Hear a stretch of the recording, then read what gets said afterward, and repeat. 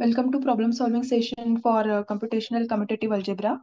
Today we will discuss. I'm Siddhi Balu Ambore from IIT Gandhinagar, and today we will discuss problems related to syllabus from week 6, that is problems related to saturation and morphisms. So let us start with our first question.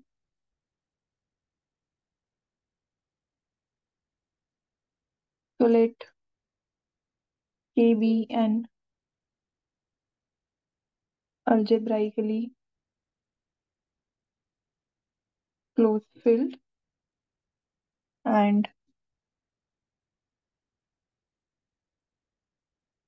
R is polynomial ring over n variables and coefficients from K, and I is an R ideal. So I is any ideal in R.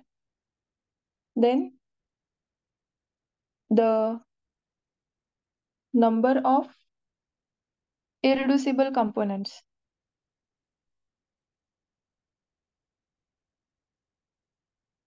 of Zi equals cardinality of set of all associated primes of R mod I. So we have to check whether this statement is true or false. So any guesses for this? So they are asking whether the number of irreducible components of Zi is actually equals the cardinality of R associated primes of R mod I, the set of all associated primes of R mod I. So what is Zi first of all? Zi is all those collection of A from Kn such that f of A is 0 for all f in I. So it is actually set of all zeros of ideal I in Kn. So they are asking whether the number of irreducible components of this Zi, of course we are looking at it under Zariski topology. So they are asking whether the irreducible components, the number of irreducible components is equal to a set of associated primes of I. So we have seen this proposition from the lectures that if K is algebraically closed field, then and if R is this kx1 to xn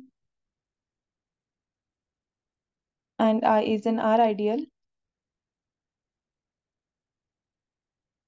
then the following things: that first, for all prime ideal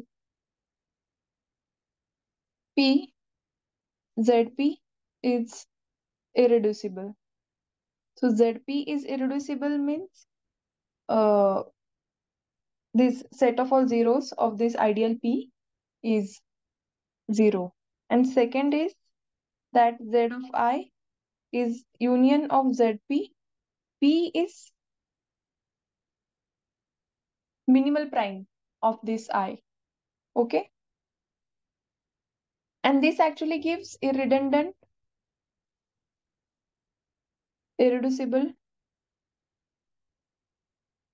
decomposition of Zi. When I say irredundant, it means that we can't omit any of the Zp from this union to have this equality. Otherwise, the equality won't be maintained. So if we remove such Zp from this union, then it won't be equal to Zi anymore. So this is like the least possible union of ZPs, which will give us Zi. And so that's what irredundant means. I mean, we can't omit any element from this union. And irreducible means all the components of this Zi are irreducible. For example, this is all what? Union over Zp. P is a prime. And we have already have from first part that for all prime ideals, Zp is always an irreducible component. So that's why this Zi is union of this Zp, and it is irredundant irreducible decomposition of Zi. And third is if Zi is irreducible, then radical of I is prime ideal.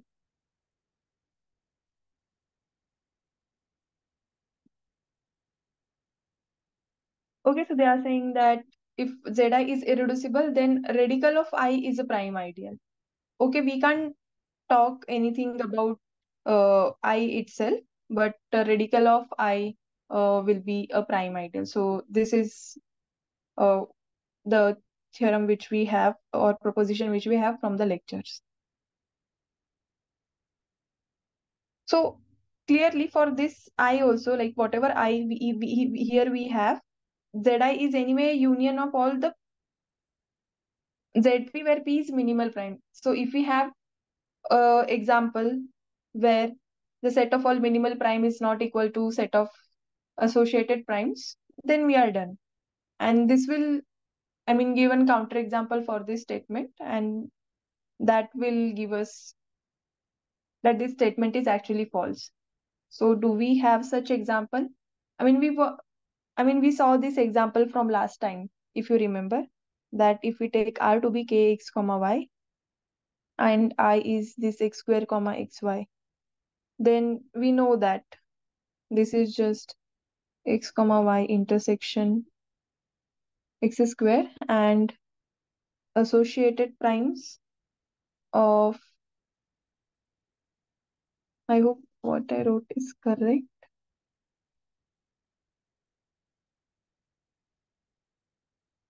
x y x square y.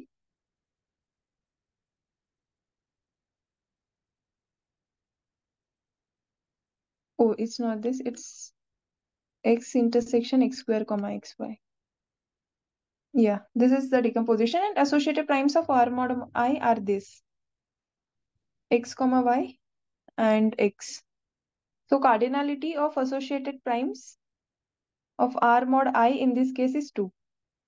But what is Zi? Zi then in this case is union of P belongs to mean R mod I, Zp. But mean R mod I is just this set, this element, containing only this element. We are only talking about the minimal primes. So this is exact. So Zi becomes only Z of this X. Okay, so therefore cardinality of irreducible, I mean, which of course, if I take cardinality of irreducible components of Zi is equal to 1, which is definitely not equal to cardinality of associated primes of R mod I. So that's why this statement is false. Is it clear?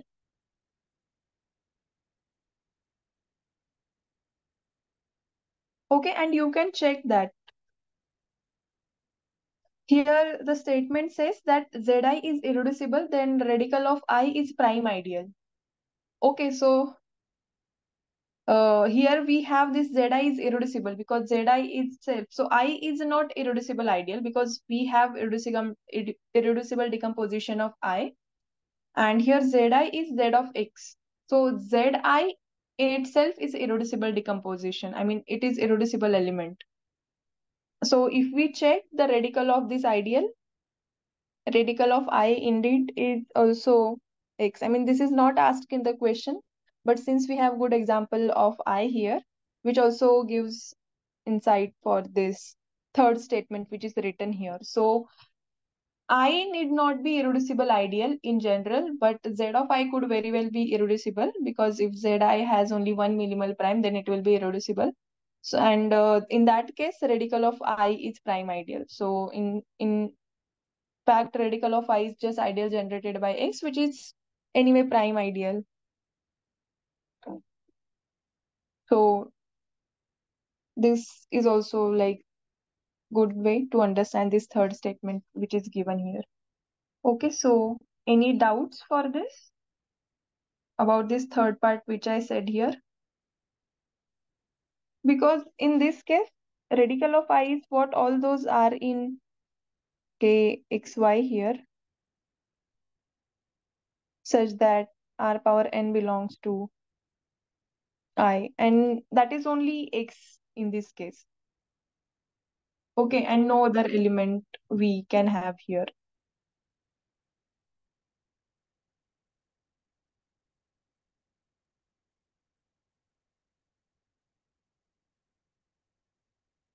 You can take this, or we will, when if we have to use Macaulay 2 in future, we will just see what is radical of this ideal.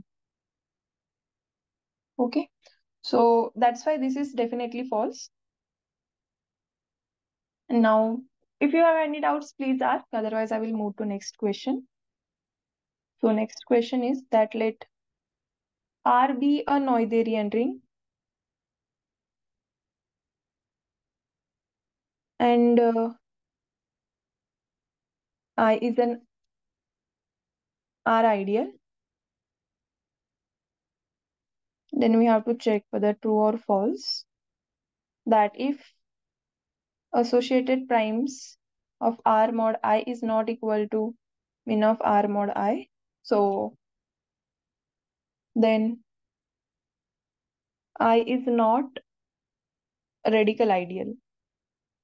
So here what they are saying is that set of asking, so we are given that set of associated primes is not equal to set of minimal primes for this I, and then they want us to check whether this I is radical or not.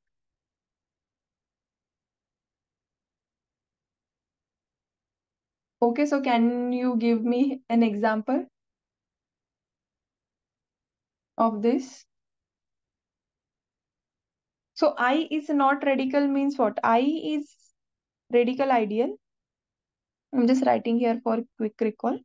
That if an I mean implies that I is radical of I. I mean its definition in fact. I is radical ideal means I is its radical itself. Exactly. Previous example works here.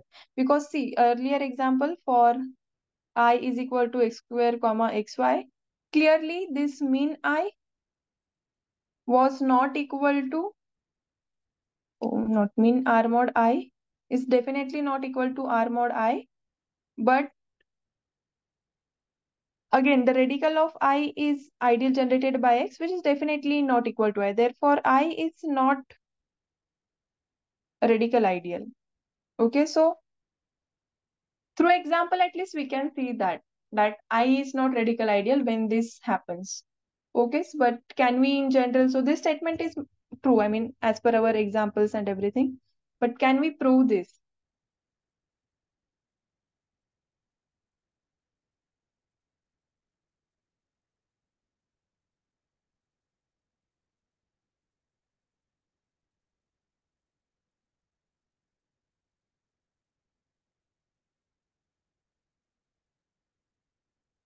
So suppose I is radical ideal. Okay, then what happens? Then we have this, right? Then I is intersection of all minimal primes of I. Okay, this and this gives the primary decomposition of I. Okay, and so this imply what? That since this is primary decomposition of I, the set of all associated primes of R mod I is precisely all those P such that P are all minimum primes. So this is nothing but set of all minimal primes of R mod I. So we kind of proved the contrapositive of the above statement, that whenever we have I to be radical ideal, we always get associated primes of I is equal to the set of minimal primes of I. Okay, so that's why this statement is true. And this state, we use this here, that every radical ideal can be written as intersection of its minimal primes. Okay. Any doubts here?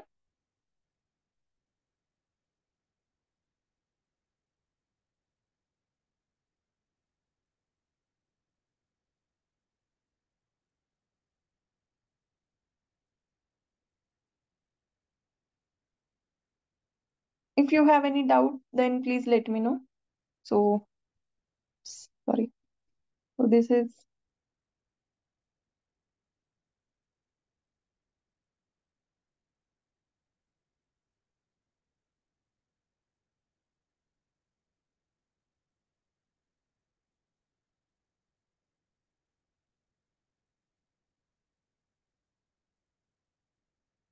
okay. If you have any doubts, please. Otherwise, we will move to next question. Okay, we have used this fact. Okay, here I is radical ideal, then intersection is then its primary decomposition is intersection of all minimal primes of I. Okay, so I'm moving to next question. That let R is equal to K, X, Y, Z. S is domain, and phi from R to S is a non-zero ring homomorphism.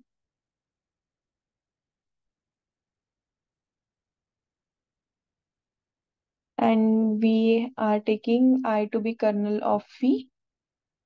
Then we have to pick the correct statement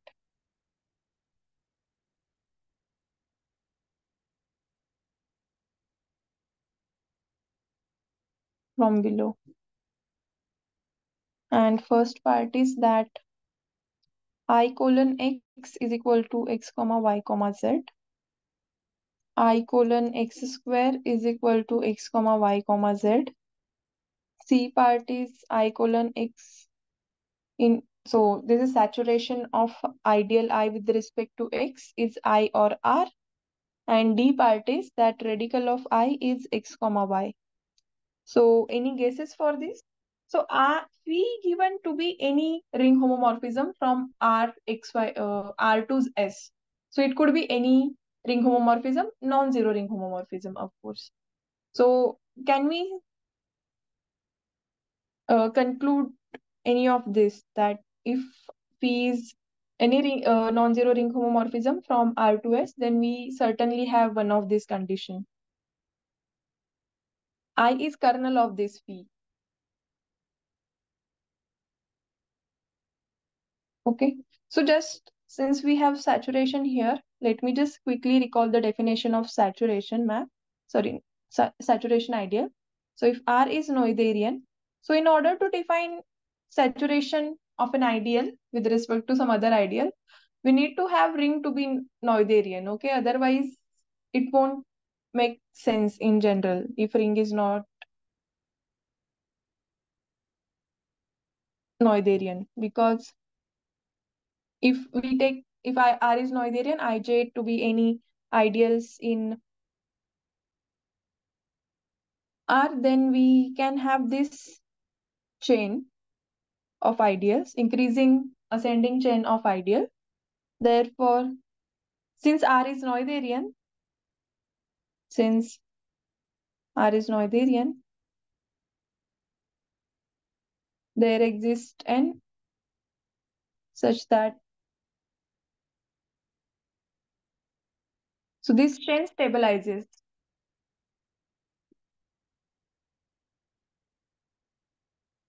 Okay, and this stable element, or this stable value, is called the saturation of I by J, and is denoted by I colon J infinity. So this is the saturation of given ideal. So we have to now saturate kernel of phi with respect to variable x here in short. And we have to also take colon ideas or ideal quotient of this I with respect to x. Yes, C is the correct guess actually. So since we are discarding first, I mean A, B, and D, could you give me any examples which does not follow these conditions? That is ring homomorphisms where I colon X, exactly, identity ring map itself. So if we take phi to be K, X, Y, Z to S is any domain, okay? We do not have any condition on S here. So we can take S to be K, X, Y, Z again because it is a domain. And so here f of X is going to f of X, the identity map. And here I is equal to kernel of phi is actually zero ideal.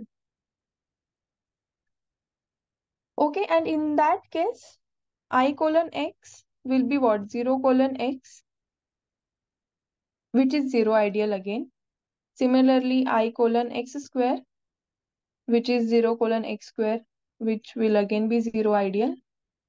And radical of I colon 0, no, radical of I, which is radical of 0, which is definitely not equal to x comma y here. Okay, so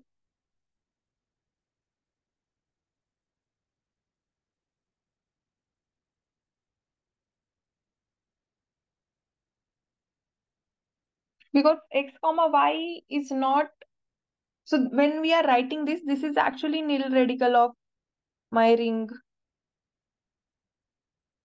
R, okay, which is definitely not equal to this x comma y, because since ideal generated by x is a prime, ideal generated by y is a prime. So if, I mean, intersection of those two ideal is definitely properly contained in this ideal. So that's why it's not equal to nil radical, at least in this case. I mean, just to show that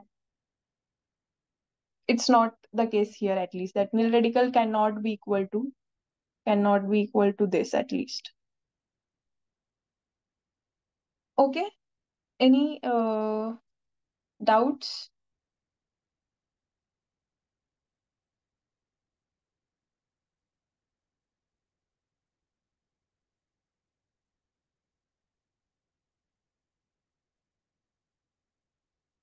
So this 3 is not, definitely not correct. So we have to check for this third part and we have to prove this, okay? I mean, we know we at least one of the answer is correct in this, but still, if we are asked to check the true or false, we will have to check whether I colon X, I mean, saturation of either with respect to infinite, with respect to X is I and R or not. So let us try to prove this. So note that here I is always, I mean, kernel of this map P is always prime ideal, at least in this case, because we are taking S to be integral domain. Okay, so I have integral domain and this for this map P from R to S. Okay, so this R mod I will be isomorphic to image of S, which is, sorry, image of R, or let me write phi of R, or image of phi, which is definitely contained in S, and this is domain, and this image phi is subring of this domain. If you remember, image is a subring of a domain, and that's why it is a domain again. Okay, so since R mod I is isomorphic to some integral domain, then I becomes prime ideal. So my kernel phi, that is I, we are denoting it by I here, is prime ideal in this case because S is integral domain. Okay, so we have to prove that now I colon X is either I, to prove that I colon X is either I or R. let us start with I colon x and what it is. It is all R in R such that Rx in I. Okay, so what does this imply? That R in I colon x, this implies Rx belongs to I. This implies x in I or R in I, right? Because my I is prime ideal in this case. So if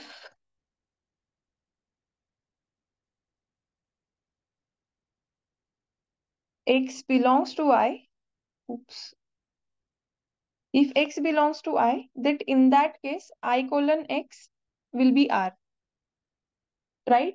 I mean, if the second part is true, one of them has to be true. So if second part is true,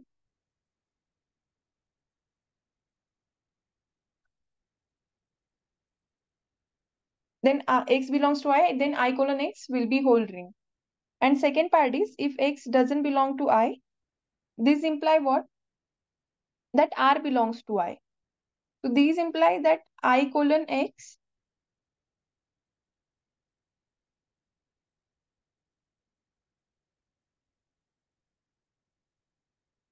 doesn't belong to I means R belongs to I and R belongs to,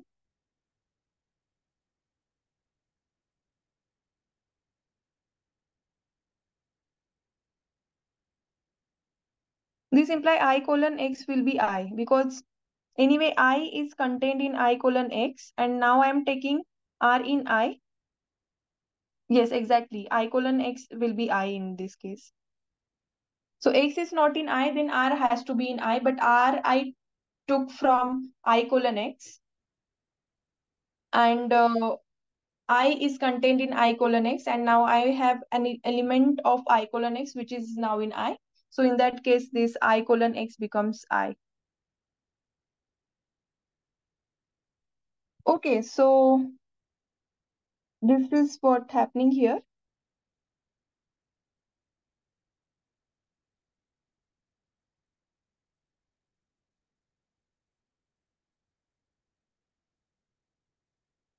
Therefore, but this is only I colon x, okay? That I colon x is I or R. And the moment I have that, if let me write this.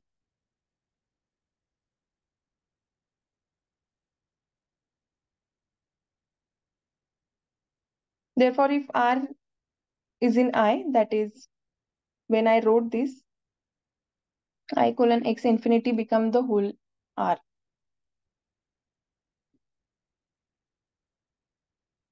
Is there any missing point here?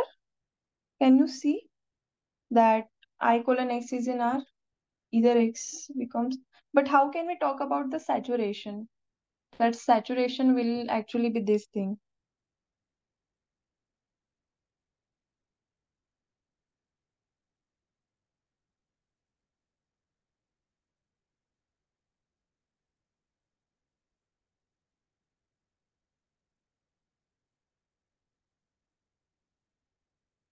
So at least for I colon x, this happens. So if I take I colon x power k, this is all those R in R such that x power k into a is in I. And again, so at least for I colon x case, this holds. So we have to check for in general I colon, I mean saturation. I is a radical ideal. No, I is prime ideal. So it is a radical ideal. That's true. I is prime ideal. So is I radical?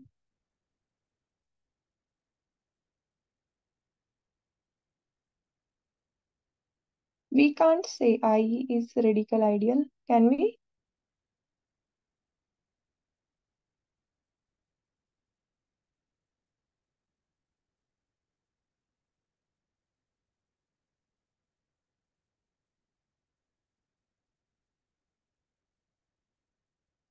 Hmm. So yes, I is radical ideal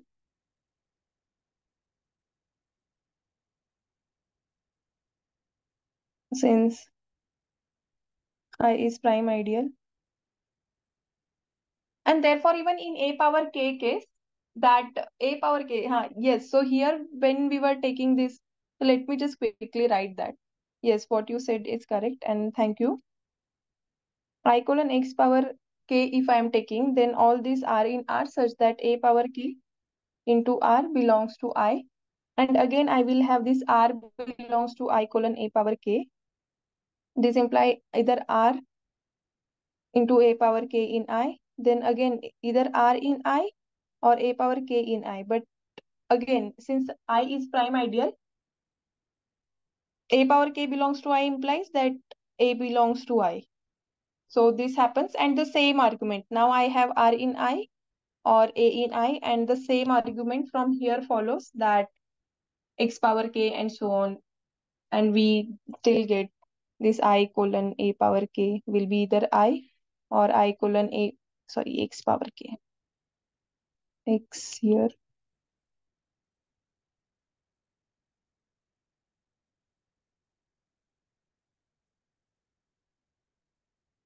will be R.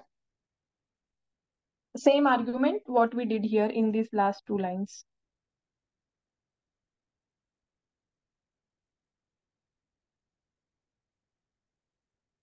Okay, so that's why it's true for saturation, because this is true for any k greater than equal to 1. Because again, as Subhadeep pointed out, this is prime ideal, so that's why it is also a radical ideal, and this power of k does not actually make much difference in this case. So yes, any doubts here? So this I is actually, and also if you see the questions, I mean I colon x when we are taking, or I colon x square, I is kernel of some map, and they are giving these particular ideals here to compare it with. I mean we can in general somehow de define a map such that this cannot happen. Okay, so this particular cases is anyway is not true. This was somewhat general statement throughout this I mean, from this all four statements, this was the only general statement which was more or less independent of how we are defining the map, and it was about the ideal I itself or the entire ring. Okay, so I hope this is clear. Also, in that lecture 21, there is theorem. Yes, yes, yes. So yes, so Shubhadeep, as pointed out, there is theorem that if I is a radical ideal, then I colon A is equal to I colon A power k for all k positive. And this A could be very well an ideal here. Okay, so I hope this is okay. So using this theorem, in fact, when we did this, it was enough because I colon A power n is equal to I colon A, and that is actually a saturation of our ideal. Okay, so let us move to next question now. Let R be a Noetherian ring and I an R ideal, and we are taking this that P is contained in this ideal Q, embedded primes of R mod I. So when they are saying embedded primes of R mod I, it means that P and Q both are associated primes of my ideal I, and P is embedded in Q. Okay, so and we are asked this true or false statement that this Q belongs to associated prime of this ideal of this ring I colon R P power infinity. Sorry, not P power infinity, saturation of I with respect to P. Okay, so this is the question which we are asked, and any guesses? For this,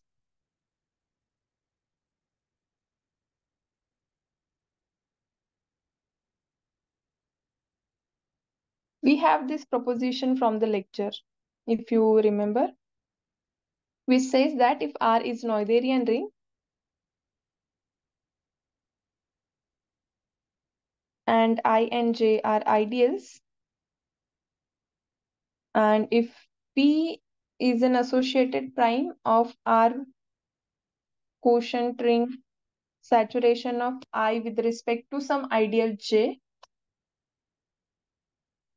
then this P belongs to associated primes of R mod I, and this J, I mean the ideal with respect to which we are saturating this ideal I, does not contain P.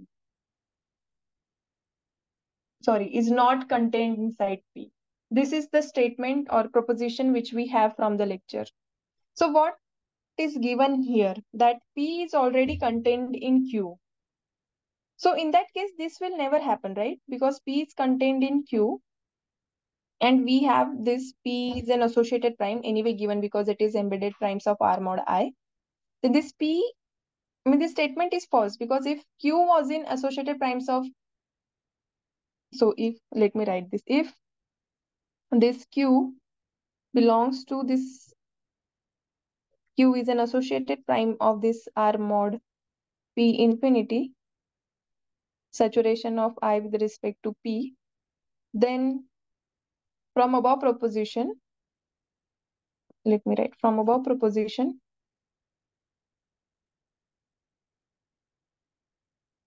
this P definite, this Q definitely belongs to associated prime of R mod I, or Q is an associated prime of I. That is okay. And what does this imply? That Q is, sorry, this P does not contain this Q from the above statement, from the above proposition. But here we are already given that P is contained in Q. Okay. So that's why this statement fails, that P is not contained in Q, because by this proposition, if this was the case, that Q is an associated prime of uh, Q is an associated prime of this saturation of I with respect to P, then P will be contained inside Q. But P will not be contained inside Q. But that is not the case here. P is actually contained inside Q. So that's why this statement is false actually, because of these two conditions here. This is from from proposition, and this is given. Okay, so I hope there is no doubt here. It was straightforward uh, verification of proposition, I would say. Any doubts here? If I don't, if you have any doubt, please let me know.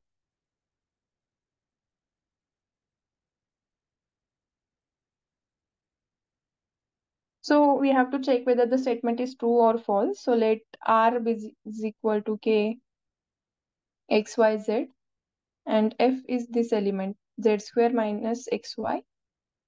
Then we have to check whether this x comma y intersection, this ideal generated by F, is xf comma yf. We have to check this, that this ideal, the intersection of this ideal xy and f actually equals the ideal generated by this x polynomials x into f and y into f. So any guesses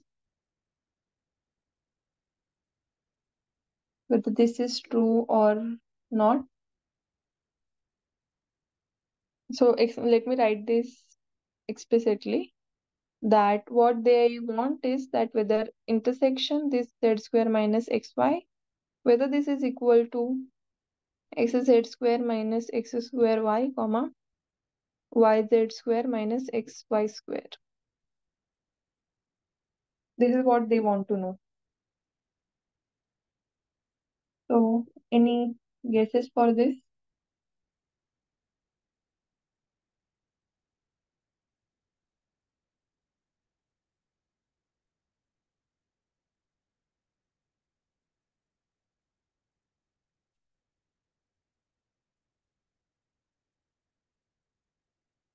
So, one of the conclusion is clear, right? I mean, anyway, this will always be true, right? Because this x into f is contained in this xy, y into f is contained in this xy, right? And similarly, xf and yf both are contained in this ideal generated by f. So clearly, xf comma yf is contained in this. That's not difficult to check. In fact, it's quite clear. Okay, so now we will try to prove the other way around. Okay, so let R be in this intersection. And now we have to check whether we can produce some element or we can show this R is in xf comma yf, this ideal or not. So since R is in this intersection, it implies that R is it false?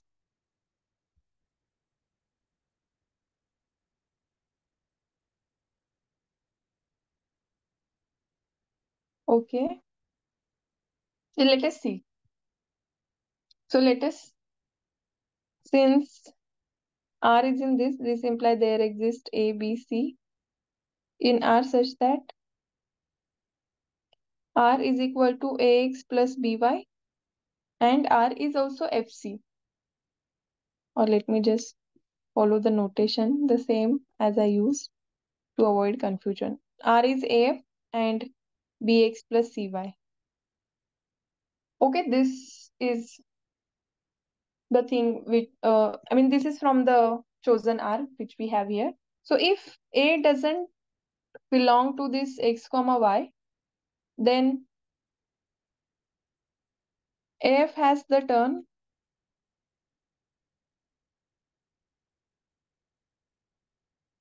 that is power of Z. So AF doesn't belongs to XY. What does this imply is if A is not in, so this Z square minus XY is anyway not in this ideal X comma Y, right? Because XY, F, let me here write clearly, note that F doesn't belong to X comma Y, right? And it is also a prime ideal. So this, since XY belongs to X comma Y, and this will imply that Z square belongs to X comma Y, this which is not true. It's okay, it's okay. So A is not in XY.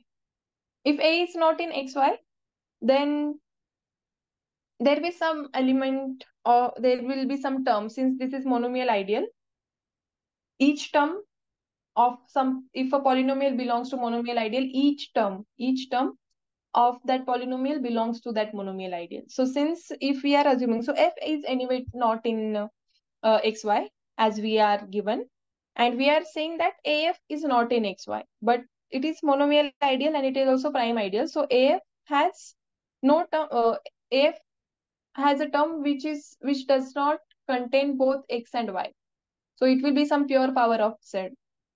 So af in general won't belong to I because A is not in F, A is not in XY, F is not in XY, then A into F will not be in XY.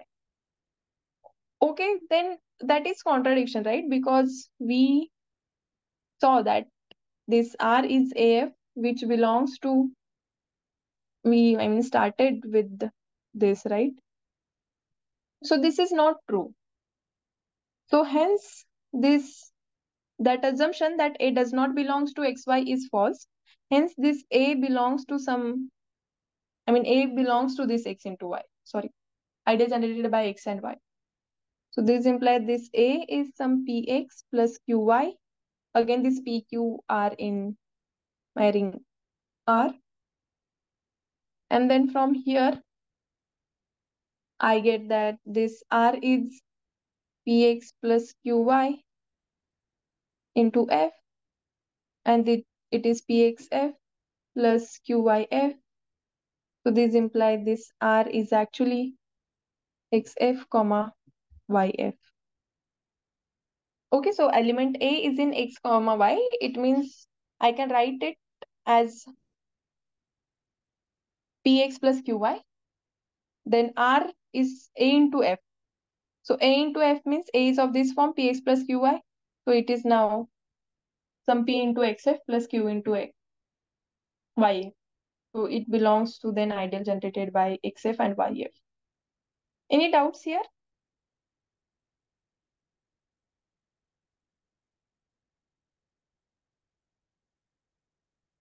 We use the fact that xy is prime ideal, and also that this f, the given element f, is not an element of this ideal x and y. Okay, so I hope this is clear. So let us see this in Macaulay too, that whether these ideals are, I mean, we proved, but still let us see whether this.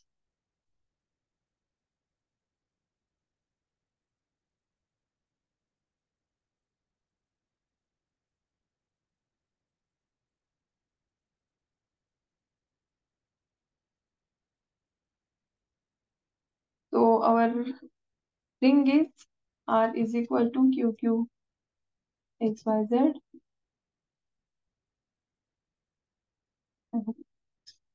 Okay.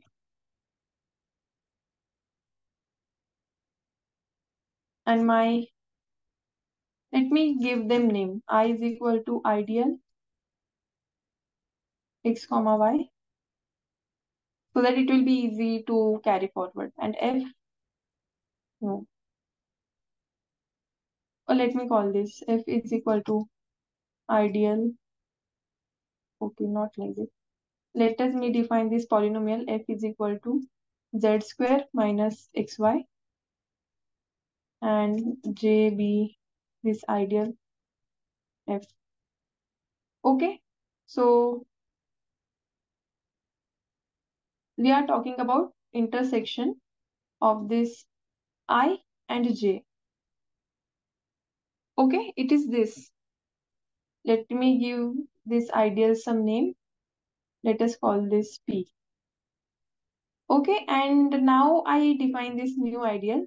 Q is ideal generated by X star F. Okay, F is already given, and Y star F.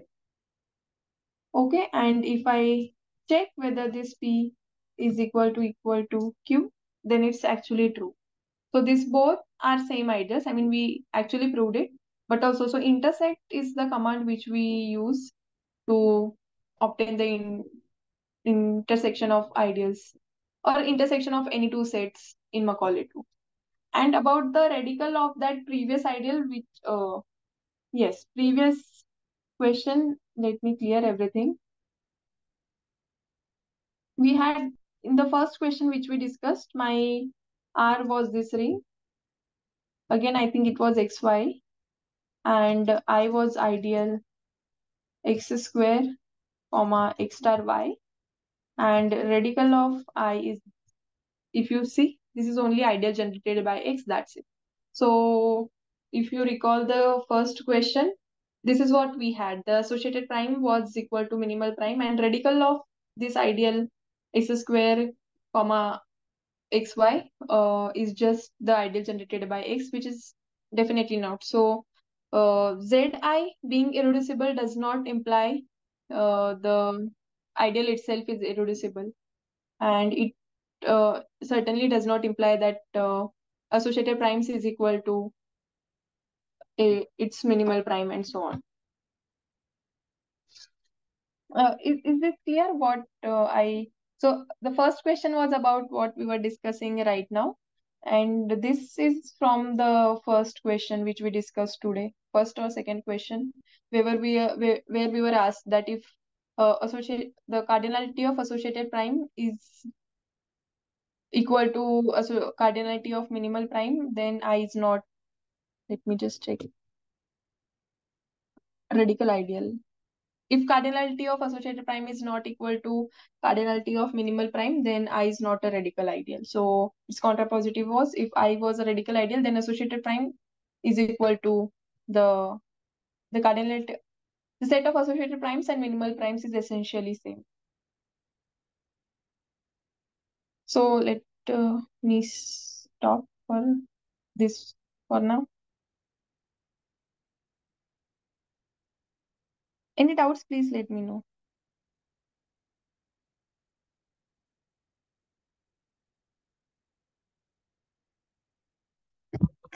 In general, to find radical ideal, we can decompose it, then find radical center. Yes, that also we can do. That's not a problem. I mean, in Macaulay too, you can do that. That's not a problem.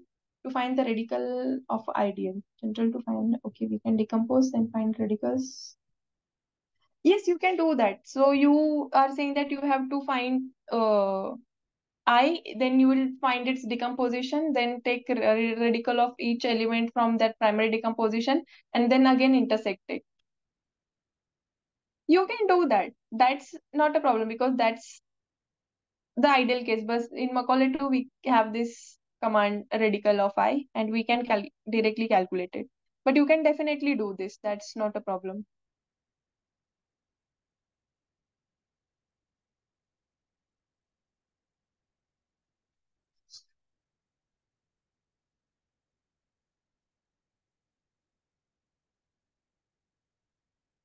Okay, so just a second. What you're saying is,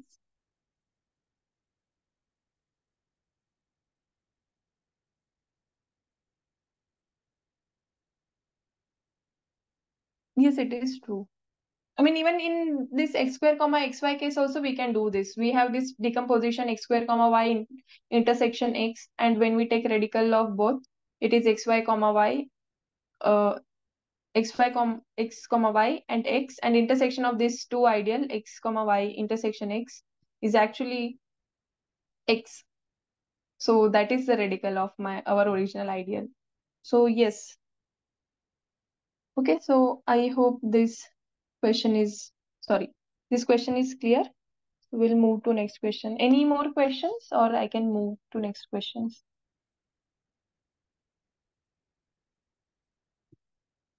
Okay.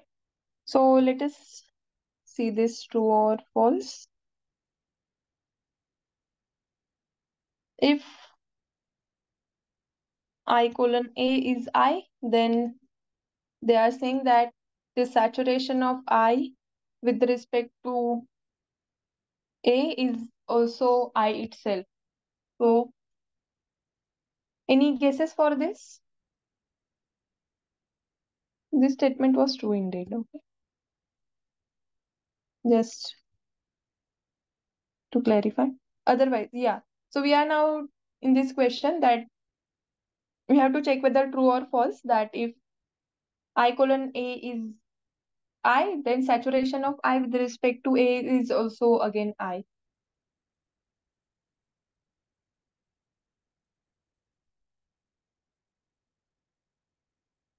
Okay, so we are given this and we have to prove this. So let us start and see whether we can prove this. So we have to check that I to show, for example, or claim that I colon or saturation of I with respect to A is I. So clearly, anyway, I is always contained in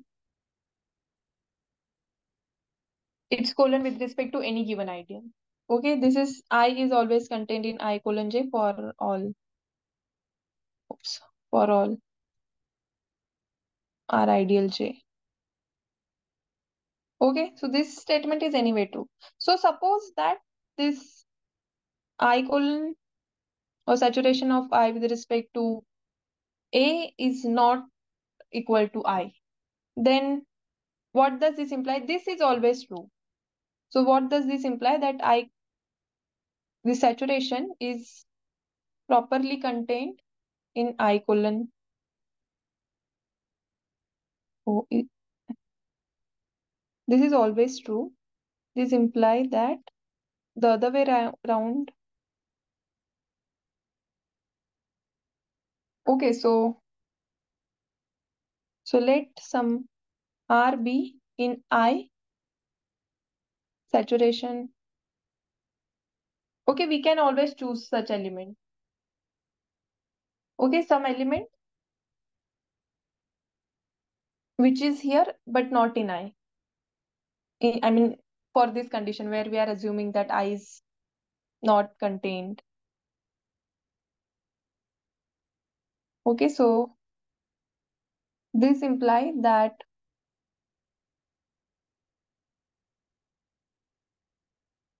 M is smallest such that R a power M belongs to I and R doesn't belong to I. Okay, so this implies that R is not in I, R is in just here. Hmm? Any doubts?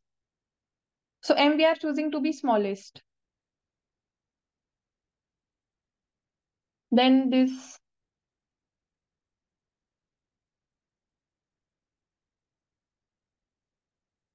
is this true?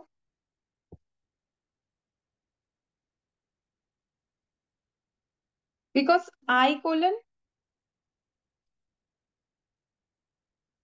this R into a power M is in I. So I can write this as R into a power N minus 1 into A belongs to I. So this implies this R into A M minus 1 belongs to I colon A, which is I.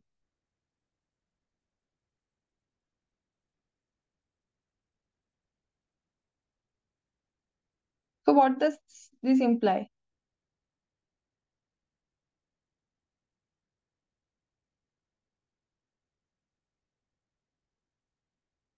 This is contradiction, right? Because I is contained in I colon A is contained in I colon A power M minus 1 contained in I colon A power M. So therefore I is equal to this saturation. So what happening here is that we have chosen this R from this saturation and M is the smallest. So once I have this here, this R a power M minus 1 in I colon A, this is also contained in I. So this R which we started with will be contained in my I again. Okay, so this is actually in I minus I because R is not in there.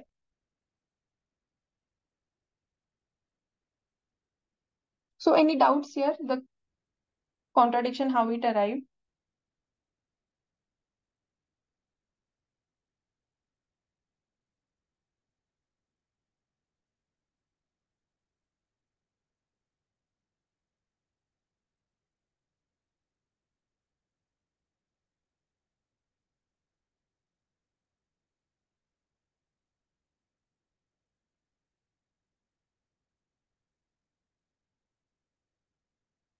Because it's R into A power M minus 1 belongs to I colon A, which is I. This implies R into A power M belongs to I again. And that will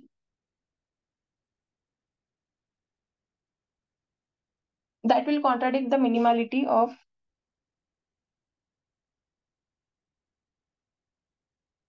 okay M. Let me this imply that R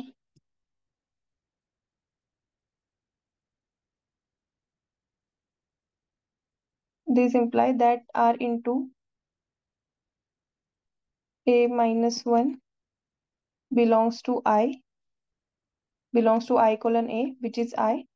This implies that R belongs to this. This contradicts the minimality of M chosen.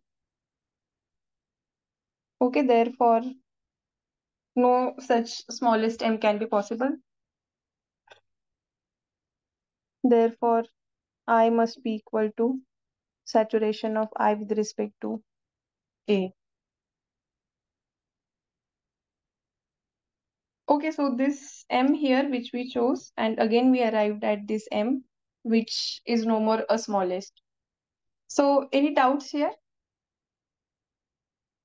So, let me again explain. So, we started with the smallest M, such that R A power M belongs to I. So, what does this, and R is not in I. So, this implies that R A power M minus I doesn't belong to I for all I greater than equal to 1. Okay, but since R into A power M belongs to I, then I can split this and I get R into A power N minus 1 into A to be in I. Then R into A power M minus 1 in I colon A. This is the definition, or this is at least the inclusion. Then this implies that R into A power M minus 1 is in I, and R anyway we have chosen that it's not in I. So it contradicts the minimality of M we chose here, such that this thing happened. So that's why our choice of M or such M does not happen. That the supposition which we started here, that suppose it's the saturation is not equal to I, is false, and therefore the statement is true here. If you have any doubt, please let me know.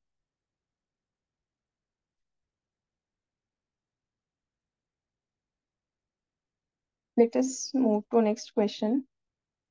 Or if you have any doubt, please let me know. So consider the map CXY to this CT such that f of x comma y is going to f of t square minus 1 t cube minus t. Okay, so we have to check how many points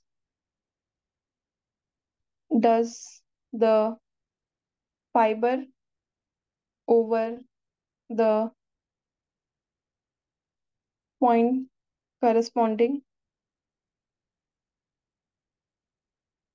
to x comma y have.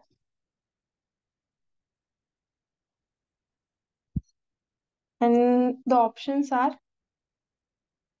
A is 1, B is 2, C is 3, and D is 4. So what exactly we are trying to find here is the, so let me just write it down, that suppose we have map free from R to S, then we have this map. So I'm just explaining what this, how many point does fiber over a point corresponding to XY means. Okay. So what does this imply? That if we have this ring homomorphism phi from R to S and phi star from spec S to spec R, then we have this map. Then suppose R and S are finitely generated K algebras, which is true in this case. So our K is a C here, and this is polynomial rings over a field K. So these are finitely generated K algebras. Then this M belong to spec S. So M is in maximal spectrum. M belong to maximal spectrum of S. So we are now considering the spectrum of the codomain. And if M is maximal there, then this phi inverse M also belongs to this maximal spectrum of R. Okay, so this is not true in general for, this is not true in general for any rings. Okay, but this is true for only finitely generated algebras, or finitely generated, in fact, K algebras.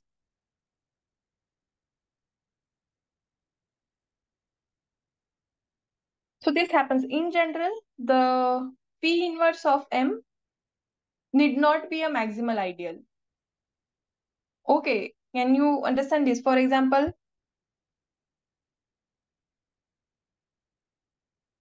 if I take Z to Q inclusion, in Q 0 is maximal ideal, but in the contraction of 0 under inclusion map in Z is not a maximal ideal. So this is not true in general, but this is true for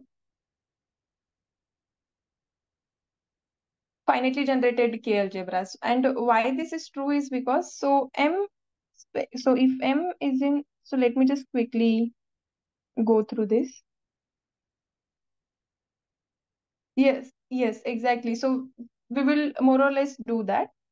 So if this is there, then P definitely belong to spec. Okay, so contraction of prime ideal is prime. So M is maximal implies M is also prime ideal. So at the contraction, or I would say the F inverse, sorry, P inverse of that maximal ideal at least belong to the spec of S. Okay, then we have that this R mod P is this. Okay, because, sorry, M. This happens, okay, when we have proper images and so on. And we are considering this here. So this is integral domain and this is field. Okay, this will at least be integral domain and this is field here because M is maximal ideal. Okay, but R is again K algebra. So there is a copy of K inside this R mod P. Okay, which is again a field. So we have an integral domain in between two fields. So this implies that this is also a field. And this implies that this P is maximal ideal. Okay. So we don't even need to go to localization. It's enough to just take a quotient. Okay. And to have this, I mean, this inclusion here, which I am writing, to have this, we need to have this finitely generated K algebra.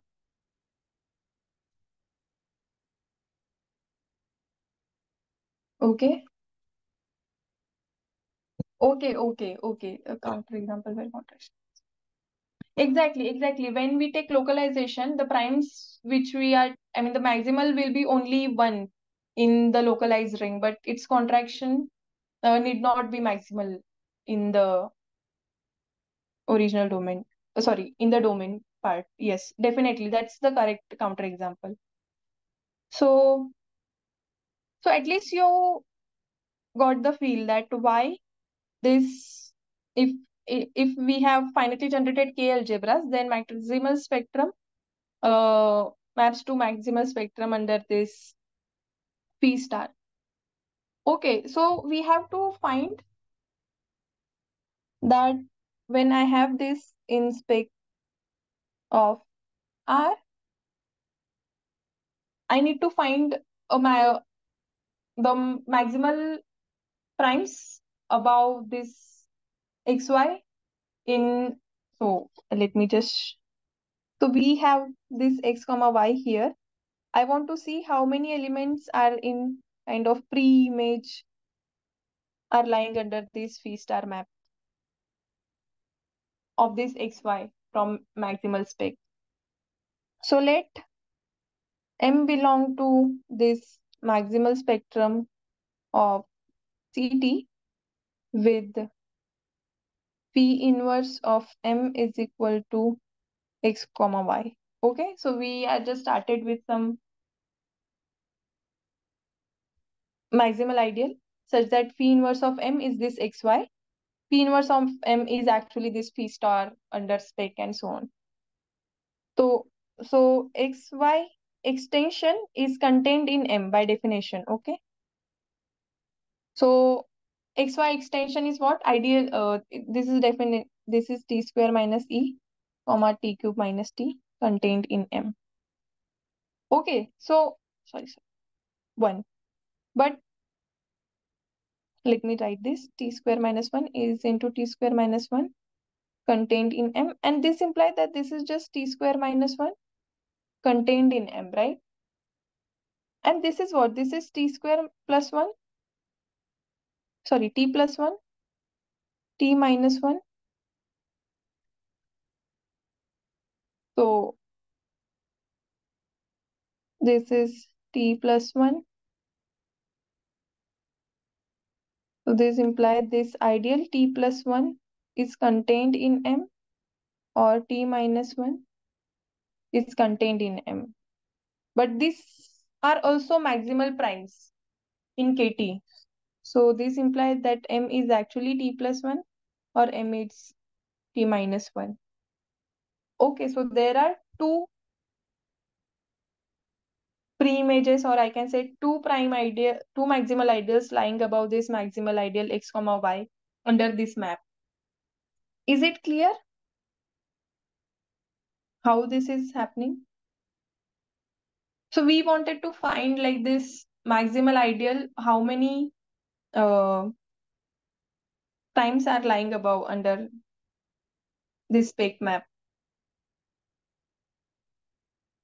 Any doubts here, like what exactly I did? And so it contains only two, because this is maximal ideal and this is also prime ideal. Okay, so that's why if product of two elements are there, one of them at least belong there.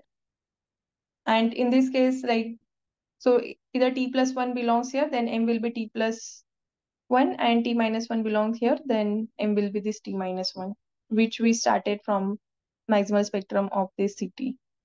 Okay, so here I have these two ideals, t plus 1 and t minus 1, which goes to this ideal x comma y in spectrum of R. Is it okay?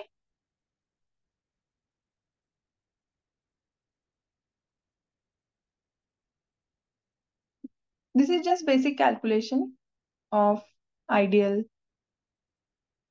properties. Okay. Any doubts, please let me know.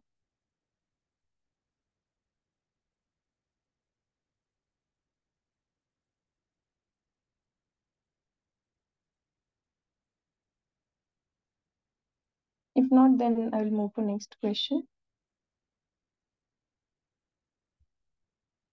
Again, true or false, we have to check that let R be an integral domain with fraction field K. So I will again recall what is fraction field of K. Oh, sorry, fraction field K. Then if A belongs to R, K minus R. So we are taking element which is in fraction field but not in our original integral domain R. Then they are saying that then A is not integral over R. So let me just first recall the definition of integral here. So let P from definition R to S be a ring map, and let S be in some element in S. Then we say that S is integral over R if S satisfies a monic polynomial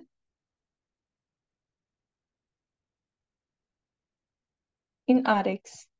Monic polynomial means the coefficient of leading term or initial term is 1.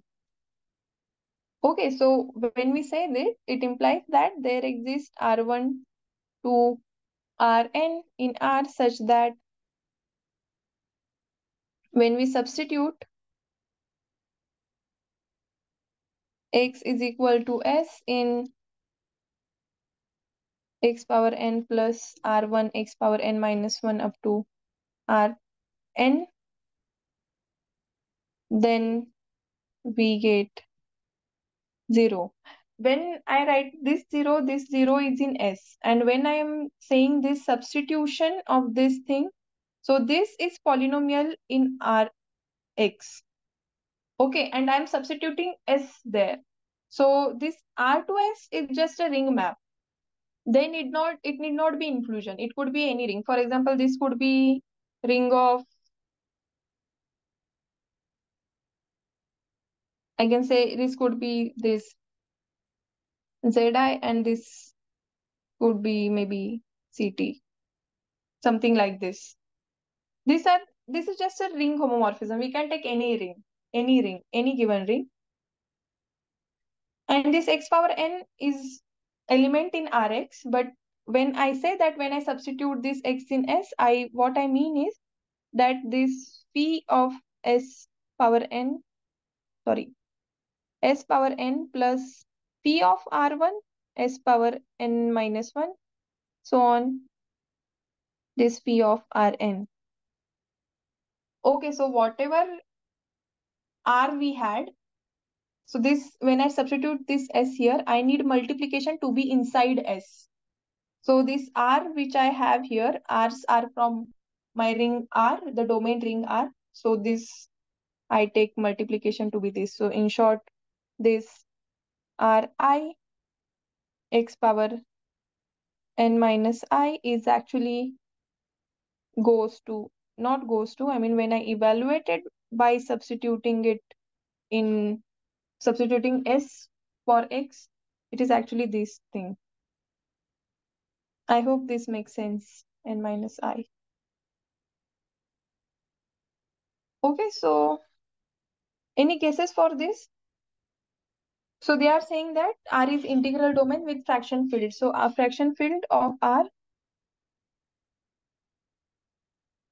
is integral domain. So fraction field is just this A comma B, where B is not 0, A comma B in R.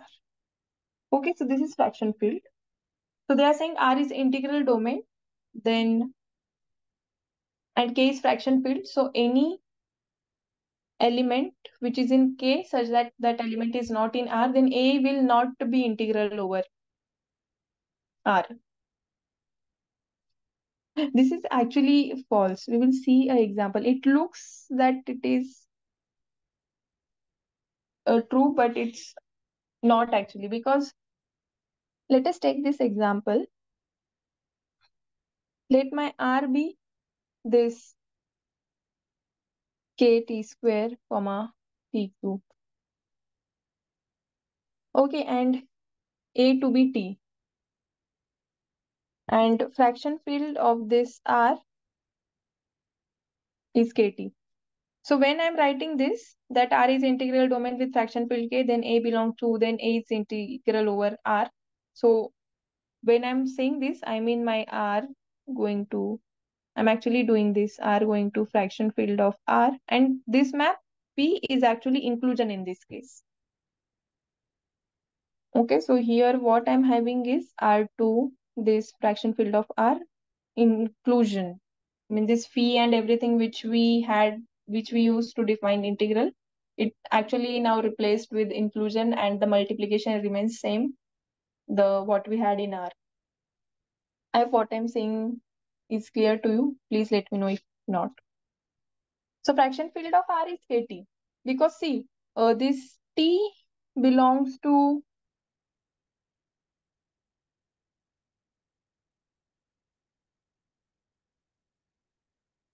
fraction field of R, and t doesn't belongs to R.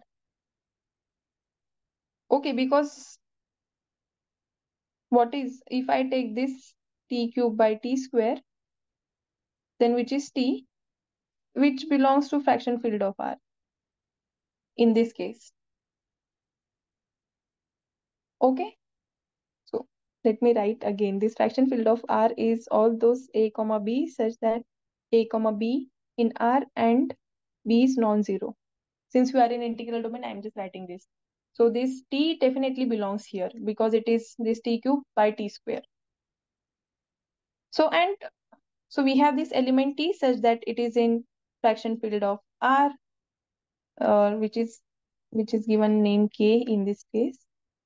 And t definitely doesn't belong to my R, right? T is not here. But is this t integral over my ring R in kt? Can you give me a polynomial which satisfies? Let me write. Exactly.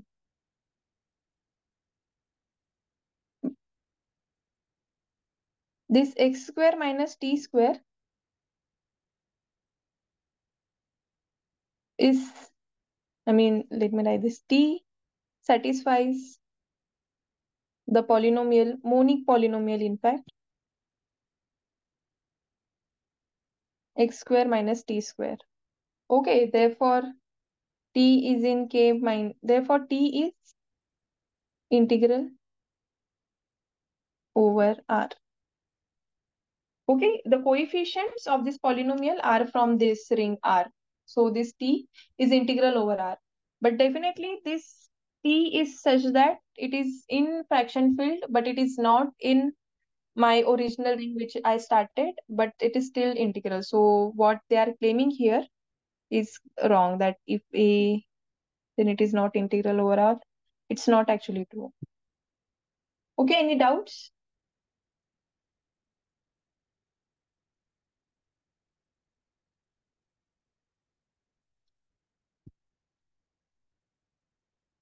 This was, I guess, okay. Let us move to next question now. If you have any doubts, please let me know. So this was quite clear. Again, it is, sorry, this is ninth. The next question is also on same line, that this kt square is integrally closed in, again, this kt, which is fraction field of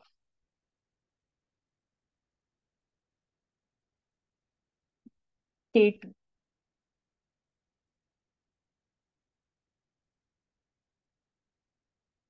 Any cases here? So integrally closed means what? Let me just quickly define it. That let again R2S we have be a ring map, and the ring S dash of S. So H dash,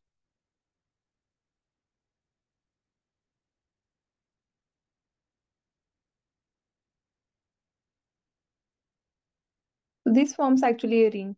The set of all integral elements over R, it forms actually a ring, and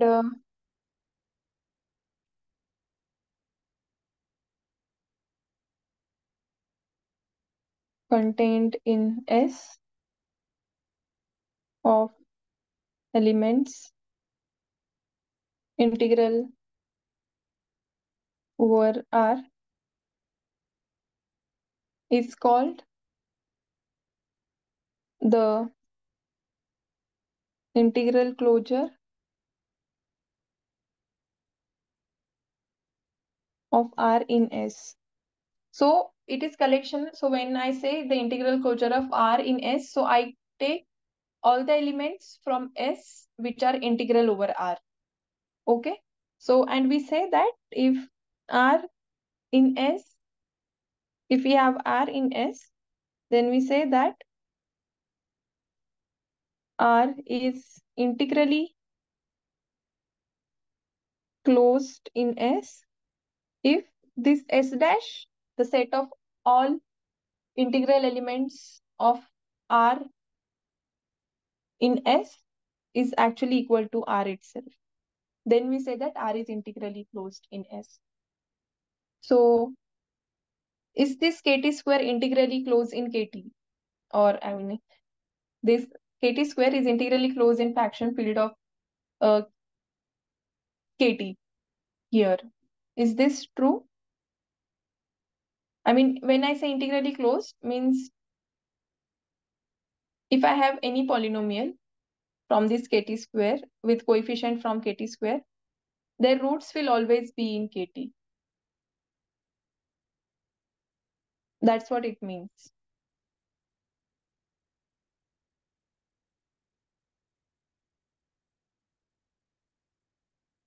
At least when I take those elements from the roots from this fraction field of kt.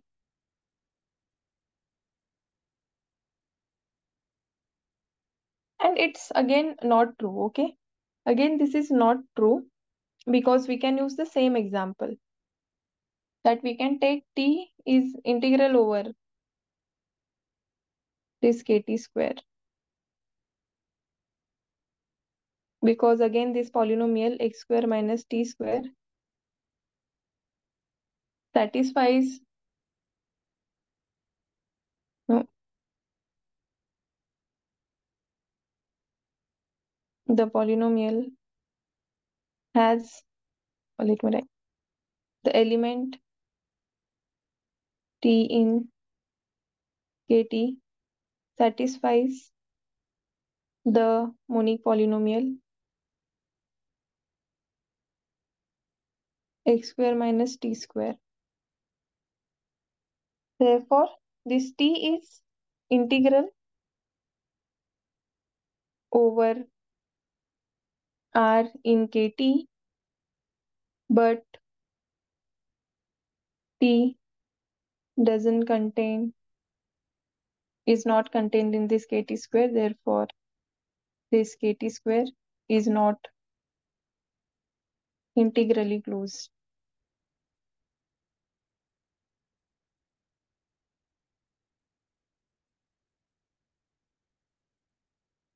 Any doubts here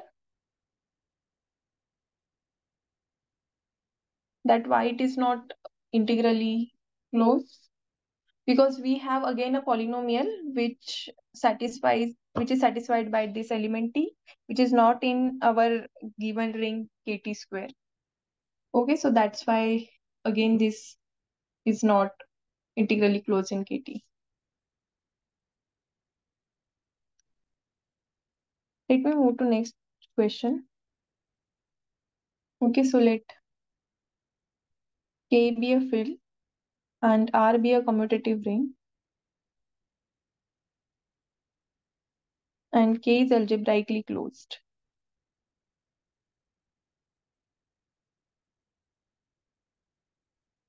Okay, then we have to compute, then compute. So this, what I'm doing now on, I will be doing now onwards, are from non-graded exercise sheet, which is uh, of week 6. We have to compute the irreducible components of Zi, where I is this x square comma y, x square y, x z, y cube contained in this k x y z. So again, I'm writing again in for this particular case, Zi is all those a in k cube such that f of a is 0 for all f in I. Okay, and we anyway have this Zi is equal to union of p in min I. It is from I'm just recalling this from question 1, and I'm writing this for this particular question. R mod I doesn't matter. Okay, so again, since this is monomial ideal, we know how to do this. We have been doing this since last week or maybe even before that. Again, x square comma xz comma y cube intersection y comma xz comma y cube, which is now x square comma x comma y cube intersection x square comma z comma y cube y comma xy cube, and intersection y, z, y cube. And this is x comma y cube intersection x square z y cube intersection x y intersection again y z. Okay. So then set of all associated primes of this R mod I is radical of these ideals. These are all pure power ideals. So this is x comma y, radical of first component. Second component, the radical is x comma y comma z. And third is again xy, and we have already included it. And the last one is y comma z. So z of I is union. So let me write again. Then minimal of R mod I, the minimal primes of R mod I are this. Then again my z of I is z of x comma y union z of y comma z. And what does this imply? It is zero set of this ideal x comma y, and this is zero set of ideal y comma z. And what does this imply?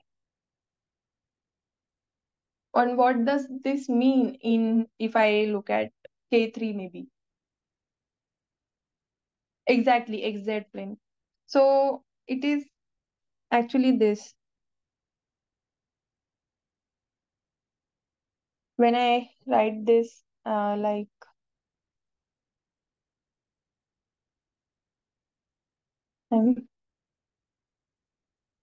okay, and this is if I take this as Z axis, X axis, Y axis. So X comma Y is 0. Okay. It means I can vary Z as my wish. Then it will be this Z axis. This is 0 set. This is Z of X comma Y. Because I can vary Z and still it will be once I have X comma, it is actually 0 comma 0. This is very vague way of writing this. Okay, and similarly for this one, I need to put y is equal to 0, z is equal to 0. Only the two axes, exactly. So x is equal to 0 and y is equal to, sorry, y is equal to 0 and z is equal to 0, and I can vary my x. Then it is this. Okay, let me.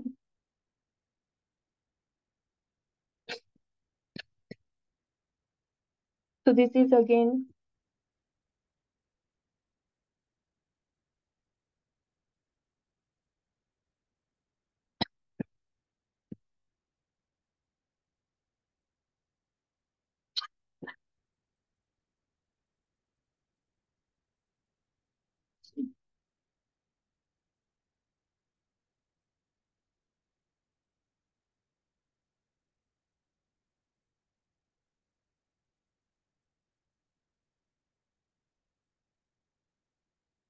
So I hope this is, sorry. So I hope this is clear. And it is just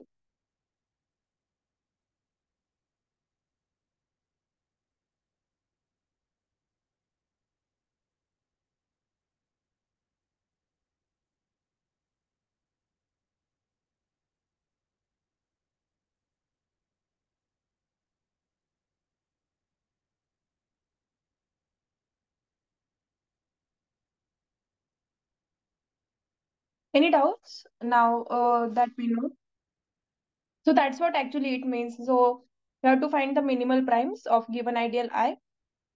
And since we are in monomial ideas, the minimal primes are exactly ideas generated by these variables. So locating this zero set was comparatively easier in this case.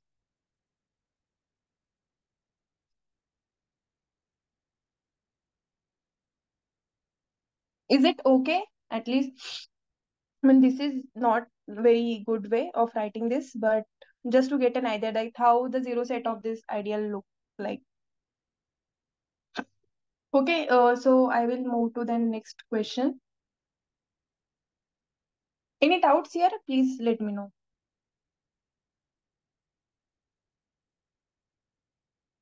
So in M2 or in Macaulay 2, compute this I colon j power I where I greater than equal to 1. And saturation of I with respect to infinity in the following cases. So we are given explicitly what are my ring. So it is k x y z and I is ideal x cube x y and y z, and j is x comma y comma z. And second one which they want to discuss is that kx yz where I is this y square minus xz and x square minus x square y minus z square, and j is x comma y. Okay, it's given in the question set j to be x comma y, but I would also like to do this for j y z comma y just to we'll see why I'm saying this. So since we have to calculate this in Macaulay too, let me share the screen.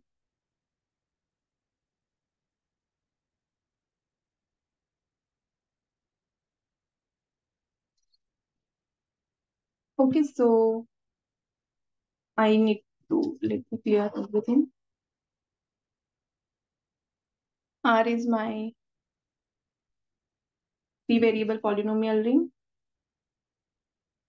I is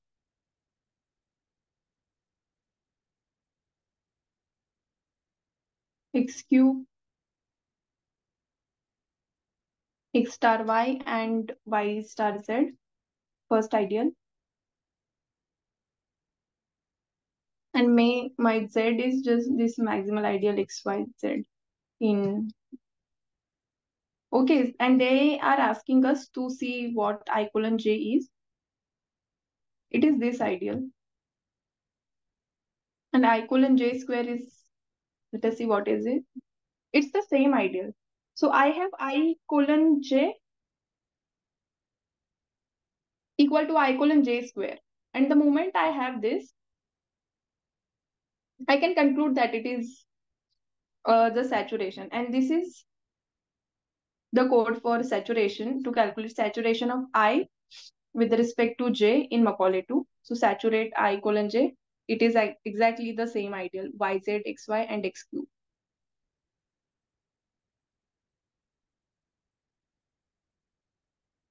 So is it clear?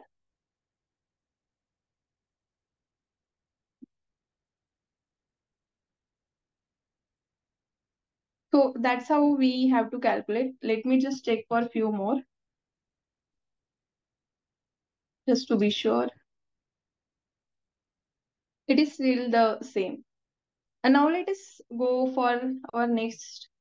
So polynomial ring is anyway the same, which we have kx, y, z. And the second ideal is y square minus x star z, x square y minus z square.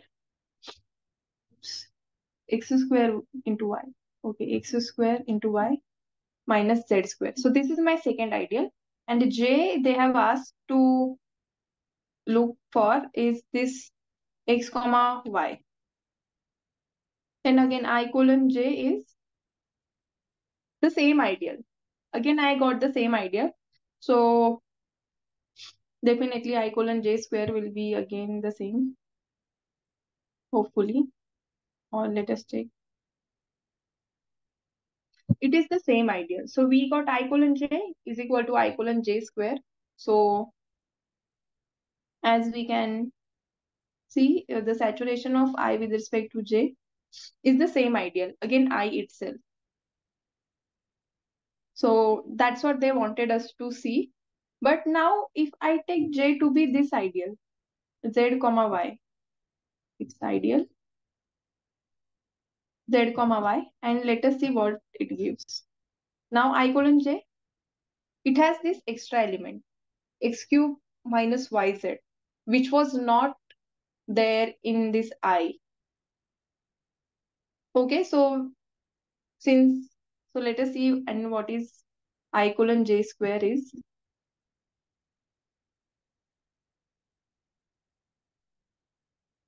It is the same ideal. So saturation, the saturate I comma J is the same ideal again. So let us see whether what we got here.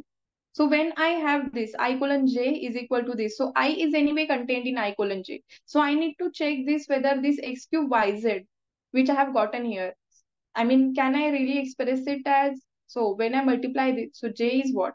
Z comma Y.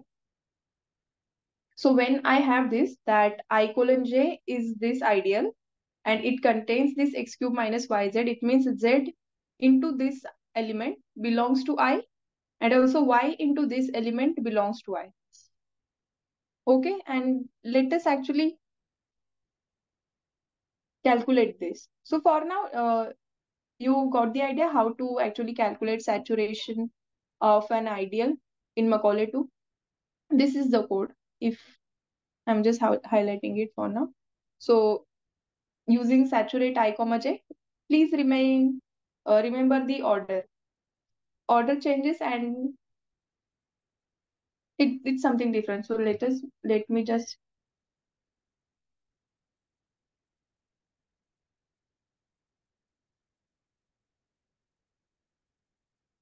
and because this J contains this monomial ideal anyway because it is maximal ideal. J was not maximal ideal, but it contains x, y, z. Yeah, it y and z, it is ideal contained inside I. What we have here is actually contained in J. So that's why we got this same. So remember the order. We have to saturate I with respect to J. So saturate I comma J is the order to call this function. Okay, so we'll see how this x cube minus yz is actually, can we really express this as linear combination of first two which are generators of my original ideal I. Let me share the screen again.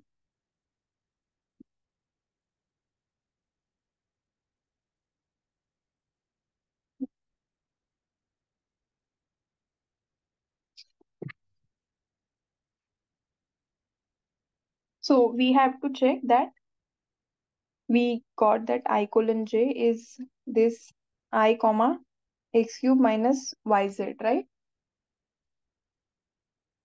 When I'm writing this is a very bad way to write it, but let me just write this x cube minus yz. So these imply that x into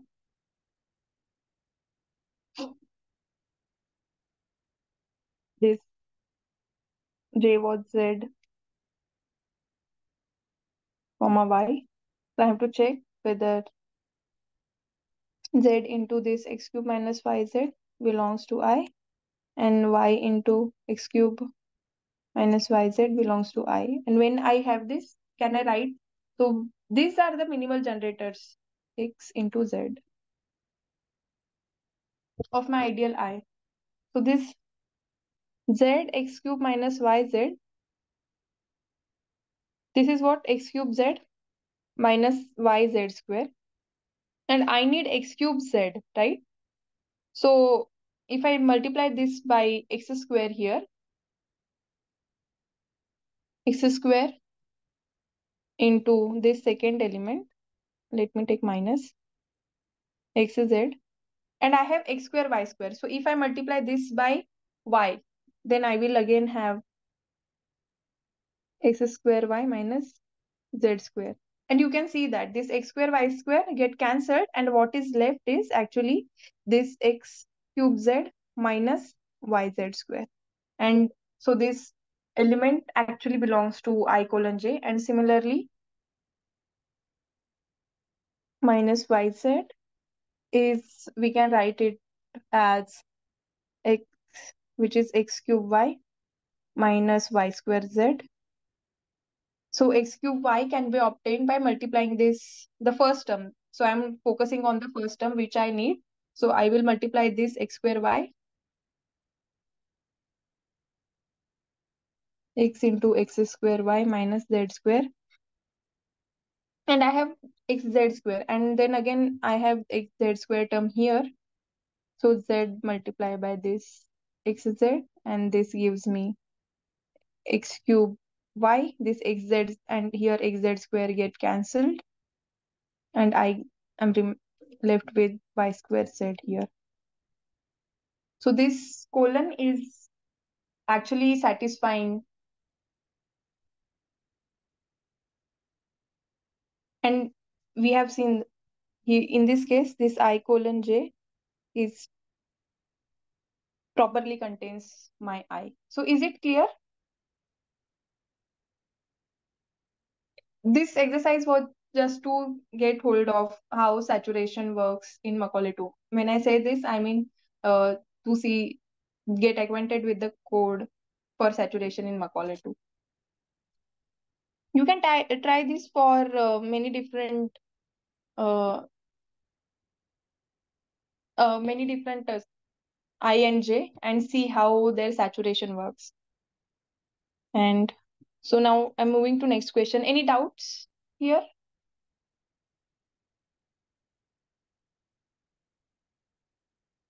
Okay, if you have any doubt, please let me know. Otherwise, I'm moving to next question. The next question is that R is an Eulerian ring, I is an R ideal, and A is some element in R. Then given that, let I colon A is equal to I colon A square. Then this, that I is I colon A intersection this ideal I plus A. So this is ideal generated by I plus A. So this is kind of minimal ideal generated by containing both I and J. And second is that I colon A power M is I colon A for all M greater than equal to 2. So what I was saying earlier, that I colon A, when I uh, went through the Macaulay 2 examples, that I colon A, I colon J and I colon J square were equal, I was saying that so saturation will be equal. So that is actually from this B part here. So let us prove this, that it is actually true, and then show that these two hold. So first one, that I is equal to I colon A intersection I plus. So can someone tell me which side is trivial here? I plus I colon A, and oops, here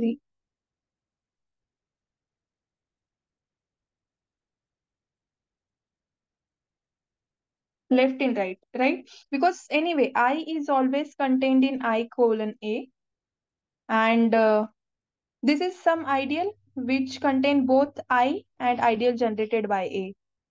So clearly I is contained in both of this. So I is contained in I colon A, and this new ideal I plus A. So now, so this part is clear. So now we have to take the other way around. So we have to prove this. So let us consider one element in this intersection. Let R be in this intersection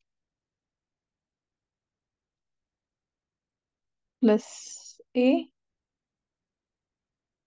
So these imply what? That this R into A is in I, from the definition of colon ideal. And also this R is some x plus ay, where this x and y are some, sorry, x is in ideal I and y is some element from a ring. Because see this ideal, let me write it here, that A is actually this ay where y in R. This is the expression of this ideal generated by single element A. So we have this. So if R is, since R is equal to x plus ay, so this implies it is xa plus ay. Okay, and we are given that Ra is in I. So this implies this belongs to I. So this Ra is in I, x into A is in I. So this implies this ay is in I. Since Ra is in I and x belongs to I, then x into A is in I. So this implies this ay has to be in I or ya, doesn't matter. So this implies this y, oh, oops, here it is a square y. So this implies this y is in I colon x square. I'm multiplying this by I, but it is given that I colon a square is actually I colon a. So this implies this y belongs to I colon a. This implies this ay belongs to I. So this imply that this R, which was x plus ay, this belongs to I because x was anyway in I. Or let me write ay is in I. So x plus ay is in I. Since x belongs to I, this implies my element R, which I started with in the intersection, is also in I. Therefore, this right inclusion is also true. Plus is actually contained in I. Is this clear? This was straightforward. And we actually use this I colon A is equal to IA square to prove this. Any doubts here?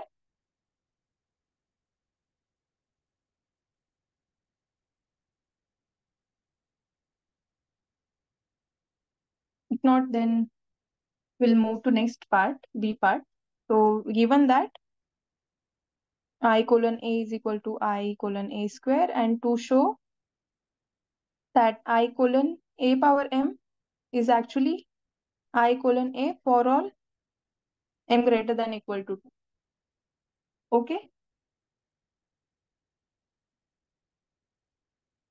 So we prove this by induction. So we prove this by induction. So base case is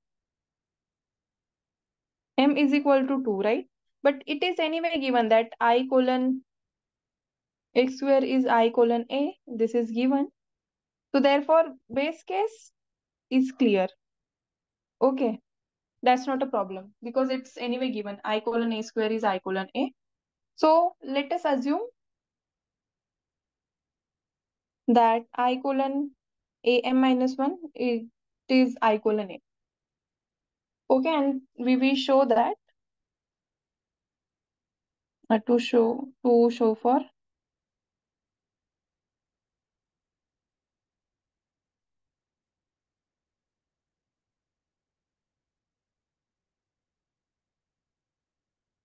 okay, so clearly we anyway have this. We always have this, that this I colon A is anyway contained in I colon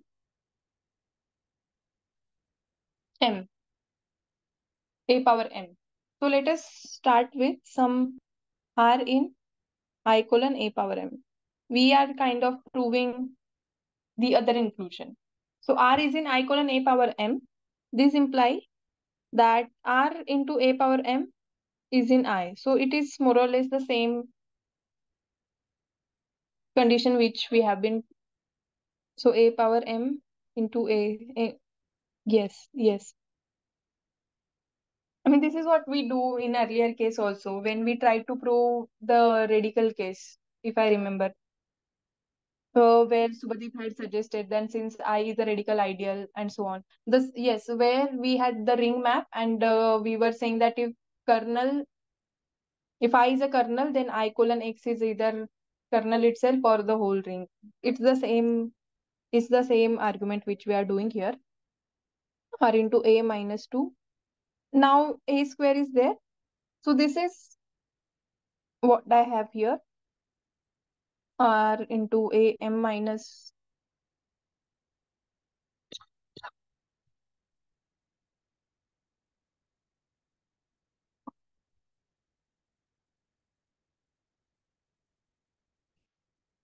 Really sorry.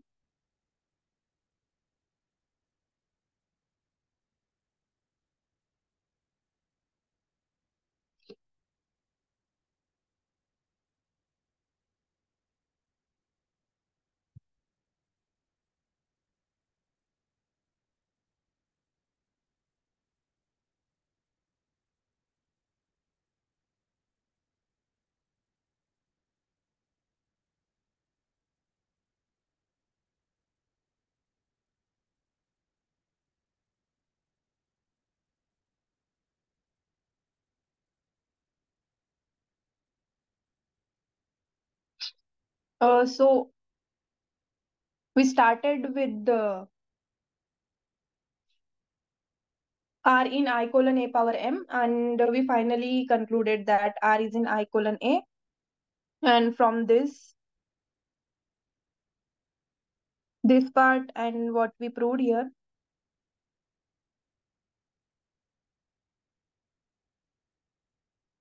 this I colon a power m is actually I colon a. So what I did here is this R into a power n minus 2 into a square is in I. Then I'm splitting it. I can write this I power a m minus 2 to be um, R a power m as R into a power m minus 2 a power 2. And then by definition, this element belongs to I colon a square, but I colon a square is I colon a. This is given.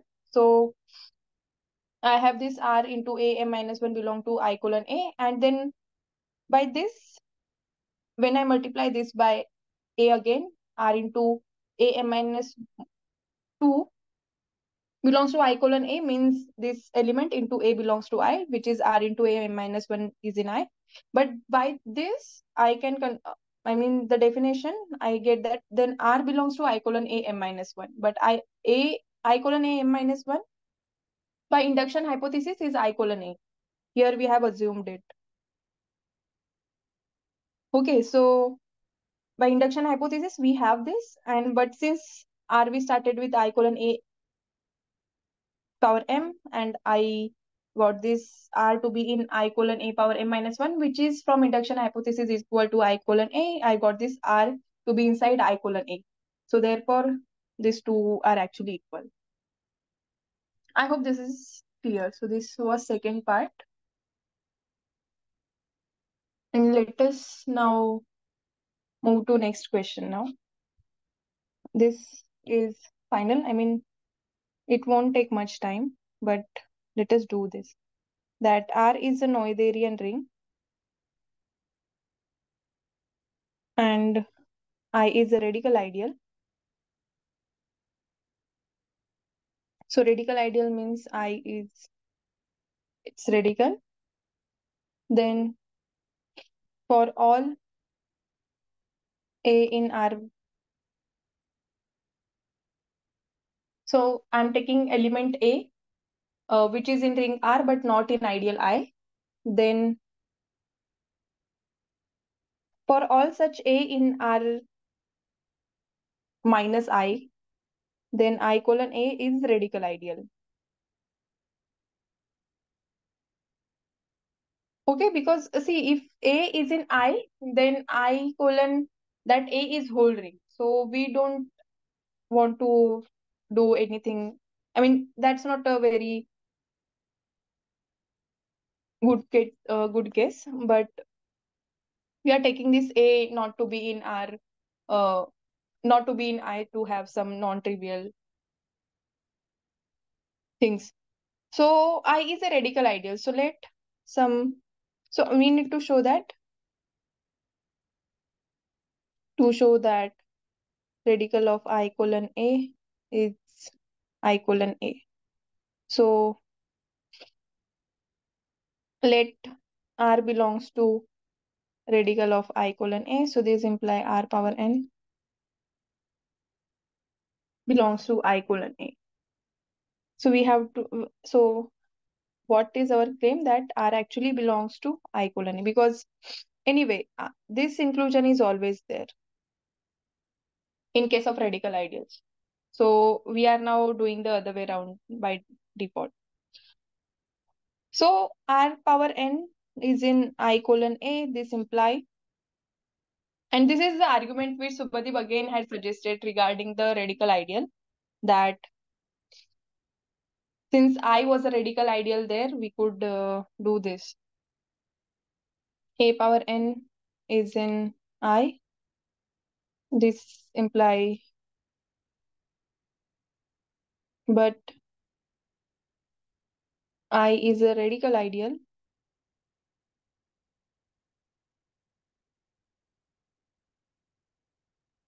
This imply that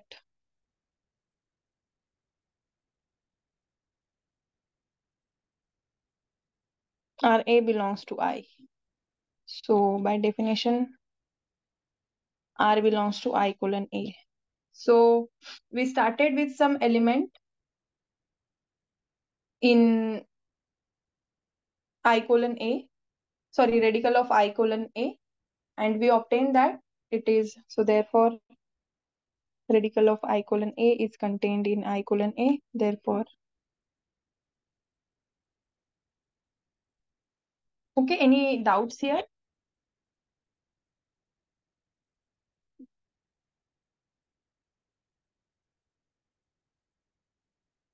I mean, this last two, three, this, I think 12th and 13th question which we did were more or less following this radical argument, and how, I mean, the first part, this was given to us, and that's why we could conclude many things here. And B part was similar to what we did in, I think, second question. And here what we used was the radical, the ideal I being radical, and how the, I mean, this was some different than what we did, that R power n is in I colon A, then R power n A is in I for, by definition, and then R power n A power n is in I, and since we are in commutative ring, this is actually R into A power n. And since I given to be an radical ideal, and this is power of some element is in I, so that element itself will be in I. So R is in I, and I have this, that R itself is in I. So any doubts so far in what we did today?